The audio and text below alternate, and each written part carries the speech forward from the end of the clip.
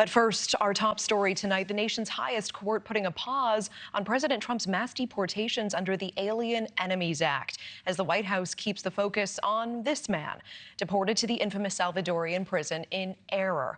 The president maintaining Kilmar Abrego Garcia is a member of MS-13. It is now a war of words tonight, with the Democratic senator traveling to El Salvador to meet with this man who was taken from Maryland. NewsNation's Libbey Dean live for us at the White House with the very latest. Libby. Natasha, the Trump administration's deportation plans hitting yet another roadblock. The Supreme Court ordering deportation flights for Venezuelan migrants to be halted, at least for now. And a short time ago, the DOJ asking the Supreme Court to reverse the ban and allow these deportations to continue.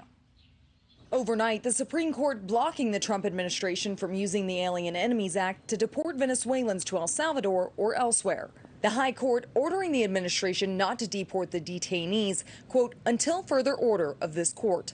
White House Press Secretary Caroline Leavitt reacting to the ruling, stating, quote, we are confident in the lawfulness of the administration's actions and in ultimately prevailing against an onslaught of meritless litigation brought by radical activists who care more about the rights of terrorist aliens than those of the American people. The order coming amid another legal battle for the administration after admitting it mistakenly deported Kilmar Abrego Garcia to El Salvador. But President Trump insists Garcia is a member of the MS-13 gang and will not be brought back into the U.S. Two separate judges affirmed Garcia was a member of MS-13, which is a gang that may be even worse than Tren de Aragua. Garcia becoming the center of politics this week after Democratic Senator Chris Van Hollen traveled to El Salvador to meet with him. The Trump administration is asserting a right to stash away residents of this country in foreign prisons without the semblance of due process. The senator says Garcia has been moved out of the notorious El Salvadorian prison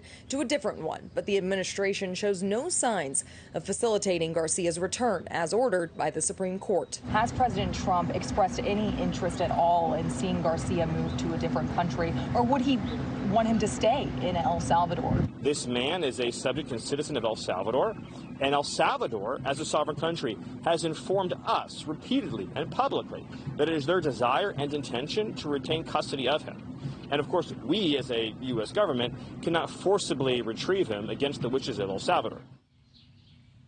Now, not only does this continue to be battled out in the courts with the DOJ just responding moments ago, it's also become quite the PR battle between the Trump administration and Democrats, as several Democrats are vowing to visit El Salvador and wanting to get another meeting with Garcia as well. So that's going to be something to watch for, Natasha. Yeah, we're seeing that play out. And Libby, what can you tell us about the nuclear talks between the U.S. and Iran taking place in Rome today?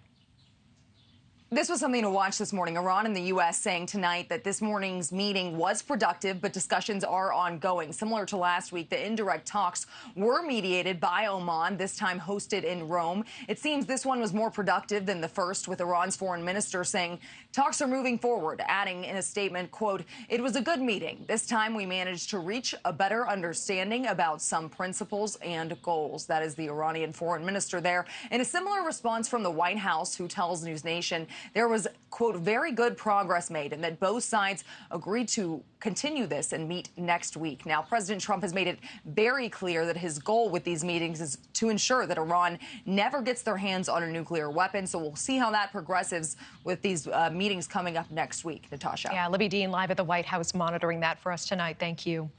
Thanks for watching. Go to joinnn.com to find NewsNation on your screen. And don't forget to click the red subscribe button below to get more of NewsNation's fact-driven, unbiased coverage.